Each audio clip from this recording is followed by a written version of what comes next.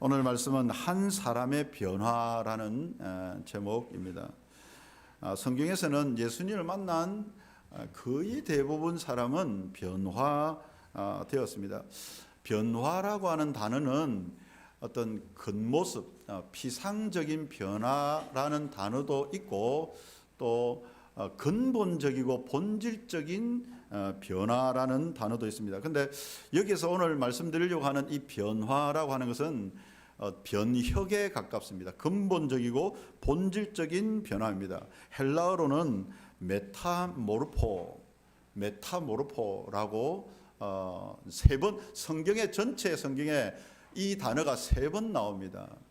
그게 어디에서 나오냐면 예수님께서 변화산에서 이제 얼굴이 희어지고 광채가 나도록 변화되는, 그걸 변형이라 되어 있는데, 그때 메타모르포라는, 예수님께서 변화되셨다 이제 이렇게 표현을 하고, 로마서 12장 2절에 보면 너희는 마음을 새롭게 함으로 변화를 받아. 로마서 12장 아시죠, 그죠?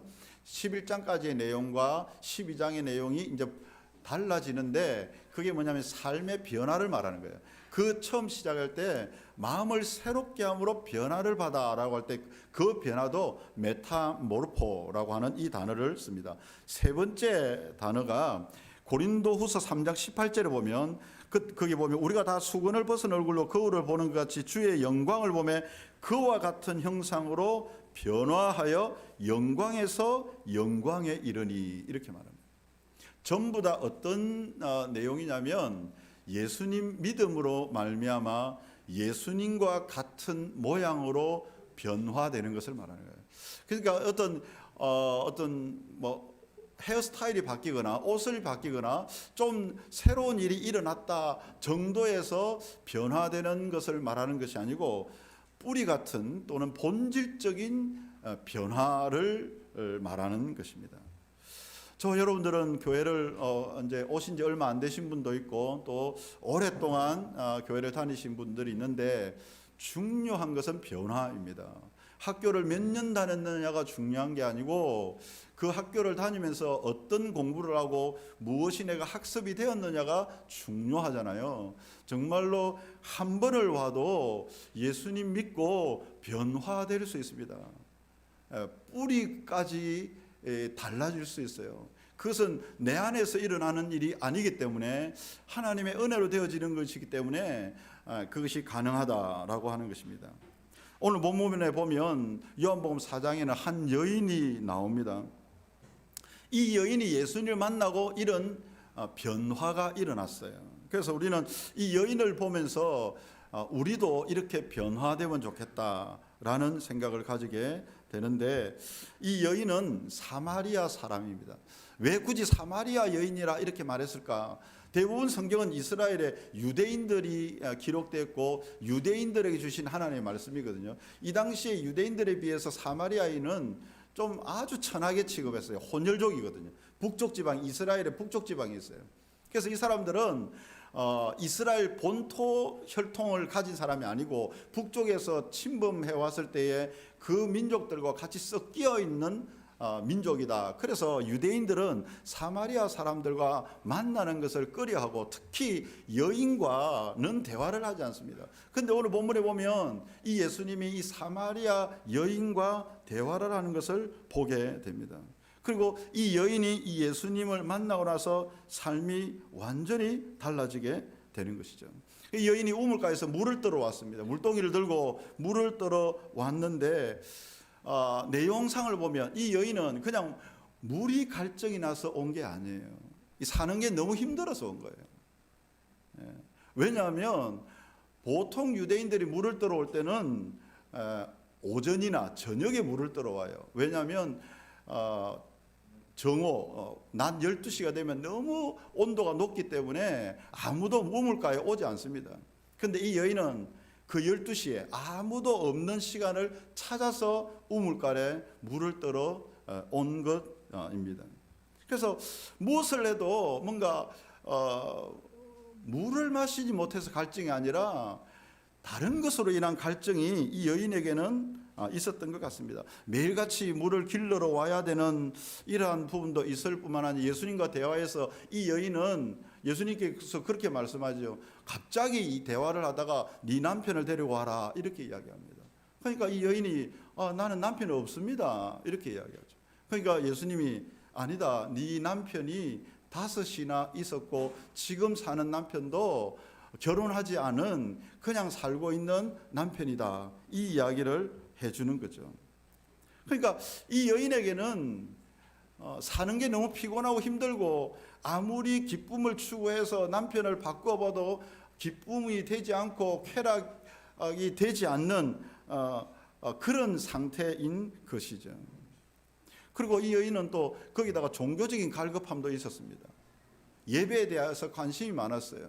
그래서 사마리아에서 예배를 드리는 게 맞습니까? 아니면 예루살렘에서 예배를 드리는 것이 맞습니까? 예수님께 제일 먼저 그런 질문한다는 거예요. 이 모든 것들을 종합해 봤을 때 이 여인에게는 목마름이 있었습니다.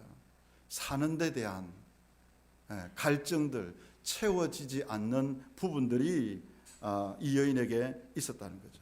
근데 이 여인이 예수님을 만나고 자기도 모르게 이 갈증이 해결된 것입니다. 예수님이 이 여인에게 뭐라고 말하냐면, 네가 이 물을, 우물에서 뜨는 물은 아무리 마셔도 다시 목마르겠지만 내가 주는 물을 마시면 영생하도록 솟아나는 샘물이 된다. 여러분, 샘물은 뭡니까? 끊어지지 않는 거죠. 그것도 영생, 영원한 생명으로 연결되는 샘물이 되겠다. 예수님께서 그 말씀을 하십니다. 예수님을 만나면 이런 마음이 드는 것 같아요. 저도 더 이상 갈증이 생기지는 않아요. 이게 무슨 말이냐면 더 이상 어려움이 없다, 힘든 일이 없다, 고민이 없다, 아픔이 없다, 그런 말이 아닙니다. 인생의 문제에 대한 모든 답을 찾았다, 이게 아닙니다. 좀 어떤 느낌이냐면 영원한 나의 편이 생긴, 비빌 언덕이 생기는 것 같아요. 어떤 어려움이 와도 그분께 가면 괜찮아지는, 문제가 해결되지 않아도 괜찮은 그분이 생긴 것입니다. 그래서 이런 단어를 쓰고 싶어요. 자족이다. 그러니까 충분이다. 세상에는 모든 것들을 마셔도 결핍이에요. 가져도 결핍이고 해도 결핍이 있어요. 어거스틴이 말한 것처럼 사람이 있으면 그 사람은 하나님이 채워지기 전에는 도저히 채울 수 없는 공간이 있다, 그런 이야기를 한 것과 같아요. 꼭 그런 느낌이에요. 그래서 예수님 믿기 전에는 결핍인데 예수님을 믿고 나서는 충분이라는 단어가, 충만 또는 충분이라, 무엇인지는 구체적으로는 잘 모르겠어요. 그런데 그분께 가면 된다라고 하는 안위 있잖아요. 위로 있잖아요. 사람에게도 그런 사람들 좀 있습니다. 근데 그 사람의 위로를 받다가 오랫동안 같이 있다 보면 그 사람도 불편하고 그 사람도 화가 나고 짜증나고 미워질 때가 있는 게 사람이에요. 근데 우리 예수님은, 우리 하나님은 그러신 분이 아닌 것 같아요. 그분께 가면 항상 위로해 주시고 괜찮다고 말했어요. 영화 제목 보니까 괜찮아.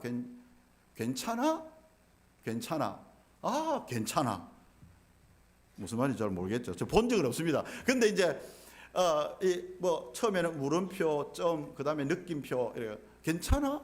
괜찮아? 그래도 괜찮아. 이런 느낌이에요. 정말 그런 게 있을까요? 예수님이 그렇다는 이야기예요. 예수님이. 이 여인이 뭘 알겠어요? 저도 뭘 알겠어요? 제가 어려운 일이 왜 없겠어요? 모자란 게 왜 없겠어요? 근데 비빌 언덕이 저에게 있다는 거죠. 그분께 가면 돼 라고 하는 것입니다. 그래서 이 여인은 어떻게 했냐면, 물 뜨러 왔는데 예수님을 딱 만나고 대화를 하고 영생하도록 솟아나는 샘물이 되리라, 이 말씀을 듣고, 그리고 또 자기에게 남자 5번을 바꾸고 지금 살고 있는 남자도 자기 남편이 아닌 걸 그걸 알게 되는 걸 보고 당신은 선지자입니다, 이건 메시아입니다, 이런 표현과 같은 거예요. 믿지 않는 사람 말로는 용하네, 이런 느낌입니다. 그리고 그분을 믿기 시작한 거죠. 그러니까 어떻게 된지 아십니까? 물 들어온 물동이를 버려두고 자기 동네로 들어갑니다. 그리고 제일 먼저 한 말이 뭐냐면 내가 그리스도를 만났다.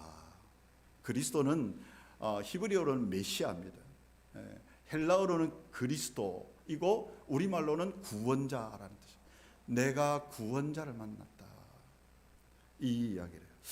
이때 변화된 세 가지. 첫 번째, 저는 이 여인에게 아마 기쁨이 있지 않았을까. 이전까지는 항상 피곤했어요. 목말랐어요. 결핍이 있었고 부족했어요.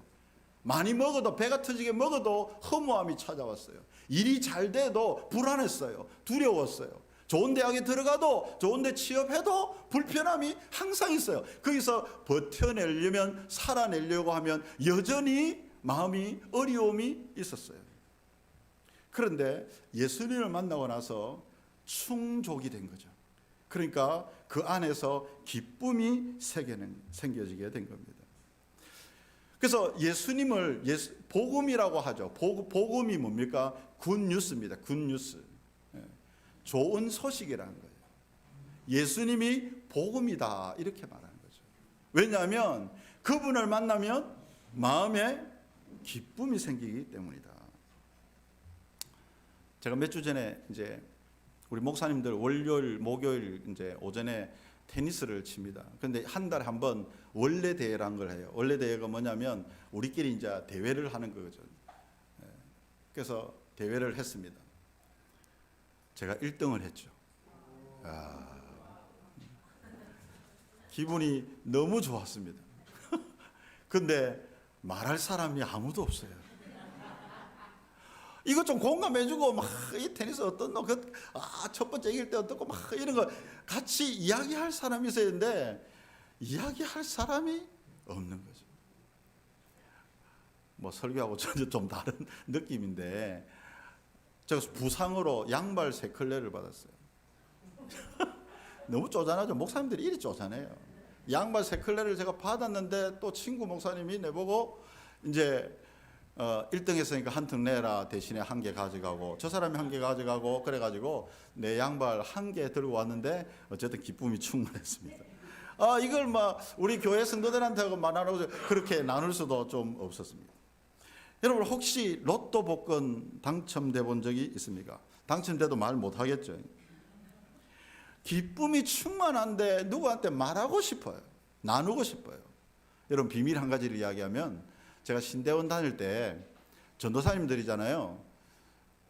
몇 년 전에 한 2, 3년 전에 제가 이 이야기를 들었어요. 저 신대원 졸업한 지 한 20년 됐는데 그 목사님이 사실은 자기가 신대원 다닐 때 로또 복권에 당첨이 됐다는 거예요. 제 전도사들 몇 명 이제 밖에서 밥 먹고 오면서 돈이 500원짜리 동전 한 개 남았는가 봐요. 5명인가 4명인가. 그래서 오다가 이제 편의점에 들러가지고 이제 500원 주고 뭘 한 개 산 거죠. 꺾는 거 있잖아요. 샀어요. 긁었는데 5천만 원이 나온 거예요. 여러분 오늘도 이 들고 복음을 들어야 되는데 나도 가서 그래 이렇게 생각하면 안 됩니다. 그래가지고 이걸 무덤에까지 말하지 말자.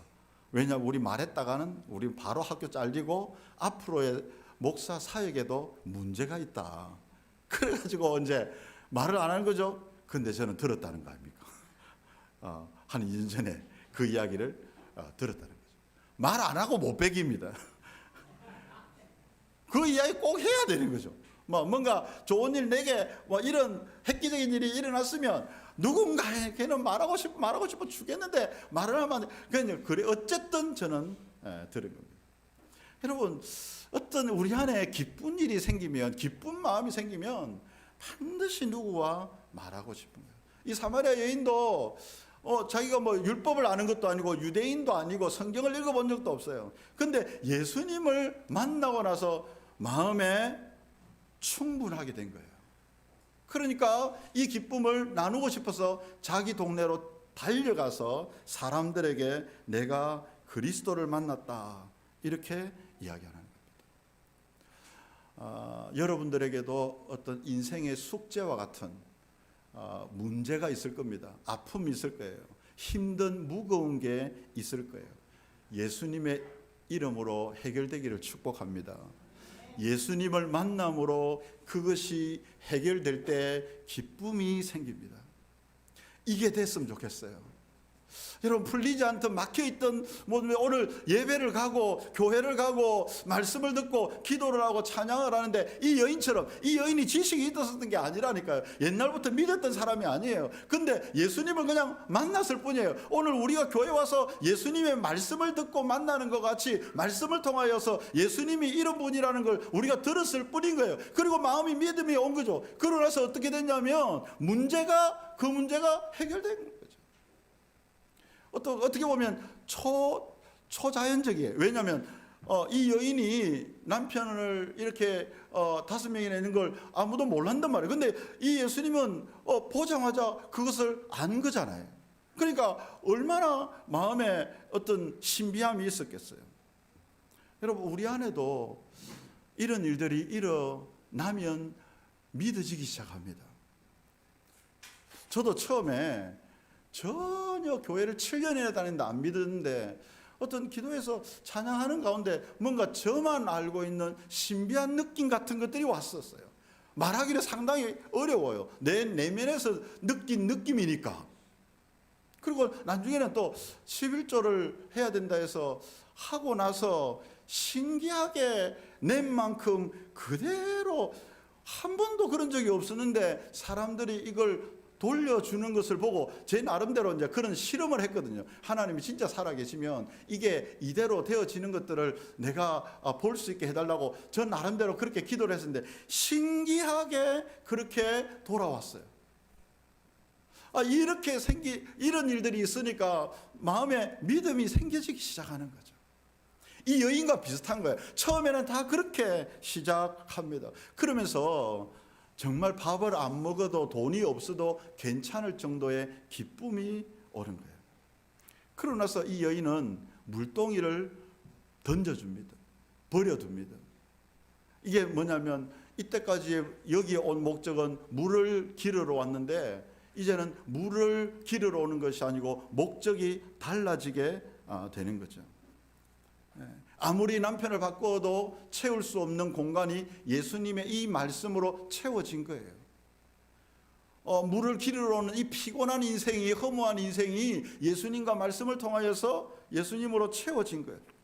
이제 가장 중요한 것은 물이 아니라 남편이 아니라 예수님이 된 거예요. 그래서 이 여인의 두 번째 변화는 삶의 목적이 달라지는 것입니다.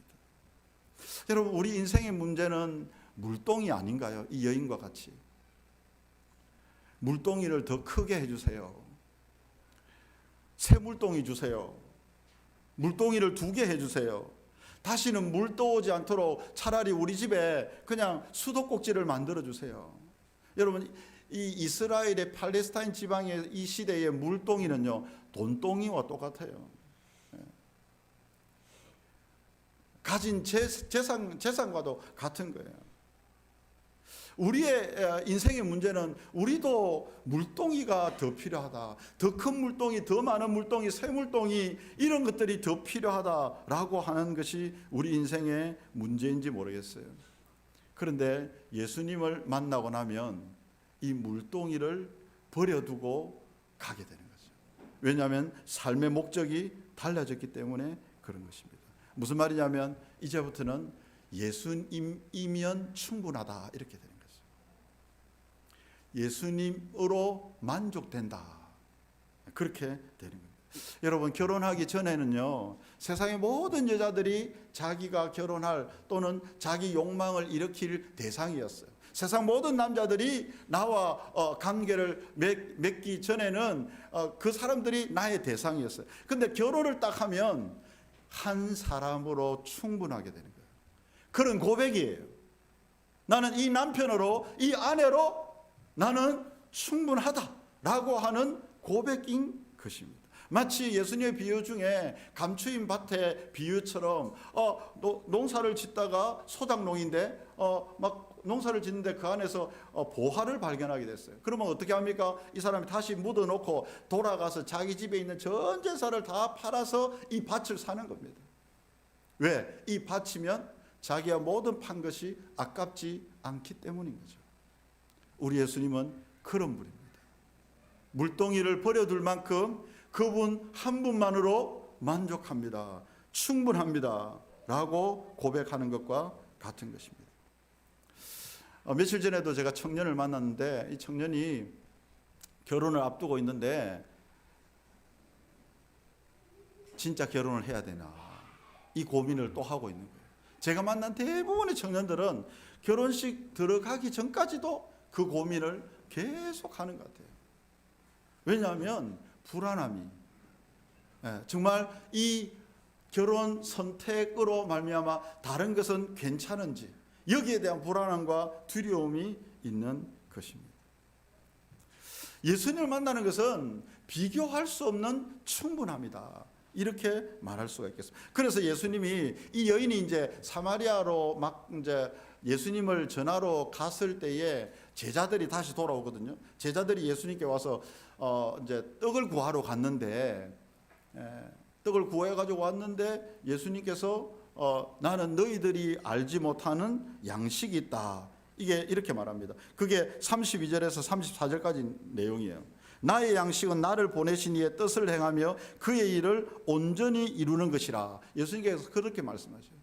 예수님의 그래 양식은 뭐냐면 이 사마리아 여인처럼 예수님을 믿고 새로운 생명을 얻는 이것이 예수님의 양식이다 라고 하는 거죠. 그래서 예수님께는 한 영혼이 구원받는 것이 예수님의 양식이다 이렇게 말하는 겁니다. 이 양식은 예수님뿐만 아니라 이 여인도 마찬가지였어요. 그래서 이 여인이 29절에 보면 이 사마리아 자기 동네로 들어가서 29절에 이렇게 이야기합니다. 28절부터 보면 여자가 물동이를 버려두고 동네로 들어가서 사람들에게 이르되 내가 행한 모든 일을 내게 말한 사람을 와서 보라 이는 그리스도가 아니냐 하니 그들이 동네에서 나와 예수께로 오더라. 이 여인의 말을 듣고 그 동네 사람들도 예수님께 왔다 이렇게 말합니다. 여러분 생각해 보십시오. 이 당시에 이 여인은 모든 동네 사람들이 기피하던 사람이에요. 동네에서도 유명한 사람일 거예요. 무시당하고 천대당하고 멸시당하는 그런 외톨이인 사람. 그래서 이 여인은 아마 대인 기피증이 있었는지도 모르겠습니다. 사람들을 만나러 가는데 불안하고 두려워 부끄럽고 막 그러했을 거예요. 그래서 이 여인은 아무도 모르는 그 때학볕에 12시에 물을 길러러 오는 것이 아닙니까? 왜? 사람들을 일부러 피하러 온 것이죠. 그런데 예수님을 만나고 이 여인은 자기에게 어떻게 보면 상처를 준 그곳으로 그 사람들에게 적극적으로 나아가는 것을 보게 됩니다. 우리도 사람들로부터 상처를 받으면 사람 보기가 두려워집니다. 사람들을 만나러 가고 싶지 않아요. 사람들이 있는 곳에 아예 안 가고 싶어요. 가족들한테 그런 상처를 받았으면 가족들을 보기가 싫어요. 친구들한테 그런 상처를 받으면 친구들한테 가기가 싫어져요. 근데 예수님을 믿게 되면 어떻게 되냐면 그분으로 충분하기 때문에 그들을 만날 수가 있습니다. 그들에게 다시 찾아갈 수가 있게 되는 겁니다. 이게 여인의 변화입니다. 그래서 이 여인이 동네에 가서 이 말을 했을 때에 어떤 일이 일어났냐면 이 여인의 말은 놀라운 능력을 가지게 되었어요. 이전 같으면 이 여인의 이야기를 아무도 듣지 않았을 거예요. 아무도 관심 가지지 않고 무시했을 것입니다. 너나 좀 잘 살아라. 너나 좀 기구한 운명에서 좀 헤어나라. 너나 좀 잘 되지. 네가 우리 동네에서 제일 힘들어. 이런 식으로 생각했을 것 같아요. 그런데 이 여인에게 변화가 일어난 것입니다. 그게 보여진 것이에요. 그것이 들려진 것이에요. 여러분 예수 생명이 있으면요 그 사람 말을 듣게 됩니다. 희한한 능력이 나타나요. 복음에는 능력이 나타나요. 기쁨에는 능력이 나타나요. 내가 예수님으로 충분하고 예수님으로 은혜를 받게 되면 그 사람 얼굴에 그것이 표가 나고 그 사람을 보는 다른 사람에게 그 영향력이 전달되게 된다는 거죠. 지지난주에 권율 목사님 오셔서 설교 제목이 뭐냐면 우리 인생을 변화시키는 복음의 능력이다. 그 말씀이 있습니다. 복음은 그 사람만 변화시킬 뿐만 아니라 그 사람을 통해서 다른 사람도 변화시킬 거예요. 이 소가성의 여인이 참 멸시받는 여인이었는데, 무시당하는 여인인데, 이 사람이 얼굴이 바뀌고 내면이 바뀌고 동네로 갔을 때는 이 여인의 말을 다른 사람들이 듣기 시작합니다. 그래서 30절에 보면 그들이 동네에서 나와 예수께로 오더라, 그렇게 말합니다. 그리고 한 장 더 넘겨보십시오. 4장 39절부터 보시면, 요한복음 4장 39절부터 보면 39절부터 42절까지 우리 같이 한번 읽어봅시다. 시작. 여자의 말이 내가 행한 모든 것을 그가 내게 말하였다 증언하므로 그 동네 중에 많은 사마리아인이 예수를 믿는지라. 사마리아인들이 예수께 와서 자기들과 함께 유하시기를 청하니 거기서 이틀을 유하심에 예수의 말씀으로 말미암아 믿는 자가 더욱 많아 그 여자에게 말하되 이제 우리가 믿는 것은 내 말로 인함이 아니니 이는 우리가 친히 듣고 그가 참으로 세상의 구주신 줄 알미라 하였더라. 여러분 아시겠죠? 처음에는 이 여인의 변화된 얼굴 때문에 저기 분명히 뭔가가 있다. 저거는 사람이 사람을 저렇게 변화시킬 수 없다. 뭔가가 있다. 그래서 따라갔어요. 따라가서 믿으려고 따라갔어요. 근데 이 나중에 이 동네 사람들이 하는 고백이 뭐냐면 이제는 너의 말 때문이 아니라 예수님의 말씀을 듣고 예수님이 나의 구주시고 주인인 줄로 알겠다. 이렇게 이야기를 합니다. 여러분 오늘도 친구의 권유를 받아서 아는 사람들을 통해서 교회에 오게 됐어요. 그런데 그 사람이 믿고 안 믿고는 친구가 해줄 수 있는 게 아니에요. 하나님의 말씀을 듣고 믿음이 생겨야 되는 거죠. 이 예수님을 나의 주인으로, 나의 구원자로 받아들이고 싶어. 이렇게 할 때에 그 사람에게도 이런 변화가 일어나는 겁니다. 우리가 할 수 있는 일은 뭐냐? 초청하는 일밖에 없어요. 예수님께 데리고 가는 일밖에 없어요. 그리고 그 다음부터는 성경과 성령님이 그 사람을 믿게 하는 것입니다. 예수님께서 이 땅에 오신 목적이 뭔지 아십니까? 왜 예수님이 하나님이신데 인간의 몸을 입고 이 땅에 오신지 아십니까?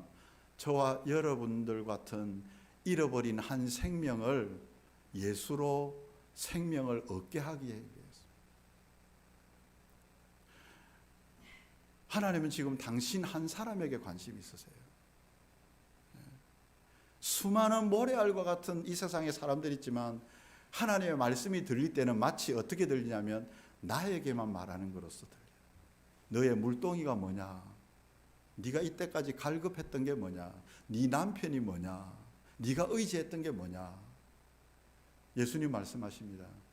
나는 너에게 영생하도록 솟아나는 샘물이 되게 하겠다. 퍼도 충분한 자가 되게 하겠다.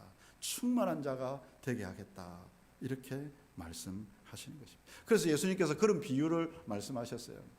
한 사람이 양을 키우는데 우리 안에 100마리의 양이 있다가 한 마리가 밖으로 뛰쳐나갔어요. 그러면 이 목자는 어떻게 하겠느냐는 거죠. 한 마리보다는 99마리가 더 중요하니까 이 99마리를 지켜야 돼 하고 99마리를 지키고 있는 것이 효율적이고 경제적이지 않겠어요?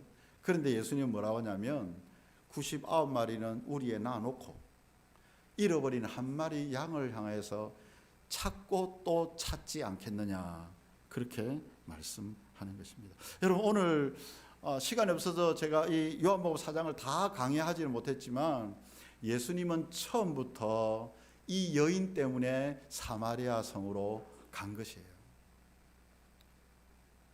예수님께서 갈릴리에서 이렇게 가실 때 한번 보십시오. 요한복음 4장 3절에 보면 이 이야기가 있기 처음인데 4장 3절에 예수님께서 유대를 떠나서 다시 갈릴리로 가실 때에 사마리아를 통과하여야 하겠는지라. 유대를 떠나서 갈릴리로 갈 때는 원래는 서로 말도 안 하고 만나지도 않기 때문에 사마리아를 통과하는 사람이 없어요. 돌아서 갑니다. 항상. 근데 예수님은 사마리아를 통과하여야 하겠는지라, 영어로는 must be, 반드시 그렇게 해야 되겠다, 그렇게 말하는 겁니다. 예수님은 하나님의 아들이시기 때문에 이러한 것들을 허투루 말씀하시지 않아요. 그러니까 처음부터 예수님은 당신 한 사람 만나기 위해서 이 사마리아의 수가성으로 그리고 우물가로 가서 물 한 잔을 달라고 하고, 이 여인을 통하여서, 대화를 통하여서 예수님을 믿고 사마리아의 수많은 사람들이 구원을 받게 된 것입니다. 여러분, 저와 여러분들에게도 이러한 일들이 일어나게 되기를 축복합니다.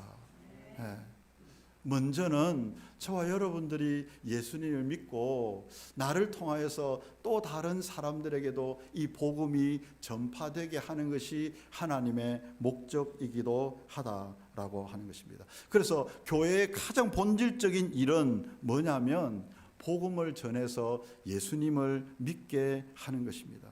교회는 정치적인 문제도 있습니다. 그리고 구제의 문제도 있고, 사회적인 이슈와 윤리 도덕적인 문제, 정의의 문제, 그런 문제들도 분명히 있습니다. 그러나 그것이 교회의 목적은 될 수 없어서요.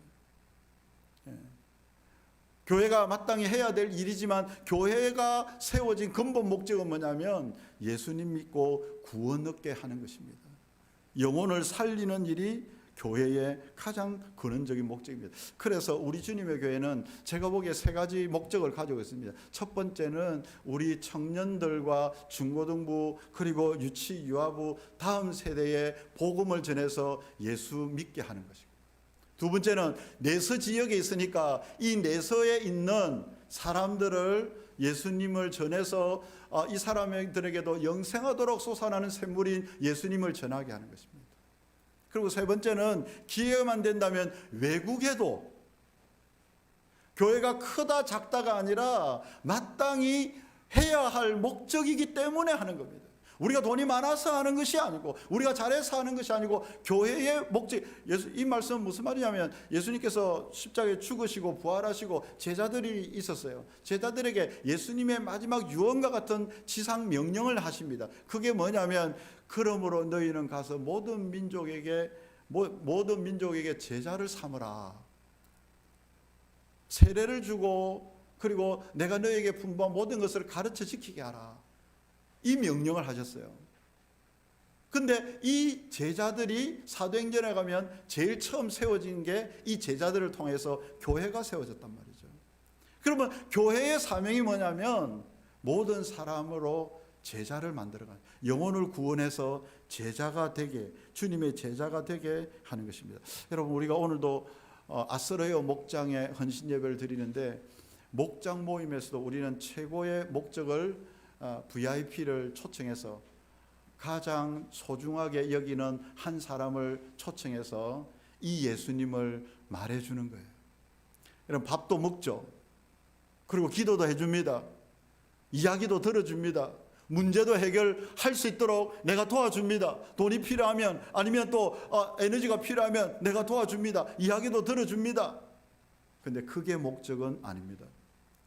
그걸 통해서 내가 믿는 예수님을 당신도 믿고 영원한 생명을 얻으면 좋겠다. 아무도 아멘을 안 하시네. 이게 우리의 목적이에요. 우리가 도와주면 얼마나 도와줄 수 있겠습니까? 우리가 힘을 쓰면 얼마나 힘쓸 수 있겠습니까? 그 사람이 나를 더 도와줘야 될 때도 있을 거예요. 근데 우리 안에 마음에 사랑의 목적은 뭐냐면, 그 사람도 예수님 믿고 예수님을 구주로 고백하면 좋겠다. 그래서 저는 목장 모임을 가장 자연스럽게 하면 좋겠어요. 왜? 이 여인이 물들어 갔다가 예수님을 만나고 예수님 말씀 들으면서 예수님을 믿게 되고, 그리고 자기 동네로 가서 내가 그리스도를 만났다, 당신들도 와봐라, come and see, 이렇게 했단 말이죠. 누가 가르친 것도 아무것도 없어요. 너무 편하고 자연스럽죠. 내가 예수님 믿으니까 충분해졌어요. 괜찮아졌어요. 물동이 문제가 해결됐어요. 가정의 문제가 해결됐어요. 그런 초자연적인 경험들도 만약에 기도하면서 했어요. 그렇게 되면 너무 기뻐요. 그러니까 자연스럽게 당신도 한번 와보세요. 한번 들어보세요. 믿어보세요. 이렇게 되어지는 것입니다. 여러분, 제가 사람들을 만나보니까 요즘 목장 모임을 하면, 내서 목장에 이제 모임을 하면 이야기를 들어보고 또 제가 만나는 사람들을 이야기를 들어보면요, 대부분의 사람들이 고민과 갈증이 있어요. 너무너무 힘들어해요. 가정도, 자녀도, 직장도, 사업도, 몸도 아프고 마음도 아프고 너무너무 힘들어해요. 물동이 문제가 다 있더라고요. 가정의 문제가 다 있더라고요. 그러면 그런 분들에게 밥 한 끼를 대접하거나 선물 하나를 주거나 내가 그분의 이야기를 들어만 줘도 위로가 되겠다, 이런 생각이 들어요. 그래서 저는 우리 내서 목장에 전도 안 해도 좋다. 그냥 와서 우리 교회 이야기, 예수님 이야기 한 번도 안 해도 좋다. 그러면서 밥만 먹고, 이유 없이 여러분 밥 얻어 먹어본 적 있습니까? 이유 없이 선물 받아본 적 있습니까? 이유 없이 내 고민을 무조건 들어주는 그런 사람 있습니까? 별로 없습니다. 근데 우리 교회가 그런 교회가, 전도해라 누굴 다 이게 아니고 먼저 먹이고 사랑하고 입히고 들어주고 고민을 들어주고, 요새 그런 사람은 없습니다. 그렇게 했으면 좋겠다. 그래서 너무 자연스러운, 지독하게 외로움을 타는 사람들도 많습니다. 군중 속의 고독을 느끼는 사람들도 많습니다. 저는 그런 사람에게 친구가 되어주면 좋겠어요. 권사님이 집사님과, 우리 형제가 형제와, 자매가 자매가, 친구들이, 오늘도 우리 하율이도 친구를 데리고 왔는데 친구가 되어주면 좋겠다. 어제 며칠 전 뉴스를 보니까요, 우리나라 사람들의 삶의 만족도가 뭐 1에서 10까지라면 6.4라고 이야기하는데 38개국 중에서 34위라고 해요. 우리나라 경제적으로는요, GDP 이게 6위래요. 전 세계. 이 쫓겨난 나라가 이 편안하고 안락하고 경제적으로나 정치적으로나 종교적으로도 우리나라가 정말 뛰어난 나라예요. 정말 기가 막힌 나라예요. 그런데 행복한 삶의 만족도는요 34위라는 거죠. 자살률도 엄청나게 높아요. 그게 왜 그럴까? 이 물동이 문제, 이 갈급함의 문제, 허무함의 문제, 아무도 이 문제를 해결해 되지 않는 문제들이 많다는 거죠. 그래서 저는 그런 바람이 있습니다. 우리 주님의 교회 성도들도 하나님이 지혜 주시면 그런 사람들과 대화하면서 좀 그 문제들을 좀 해결해 줄 수 있으면 좋겠다, 그런 생각이 드는 것입니다.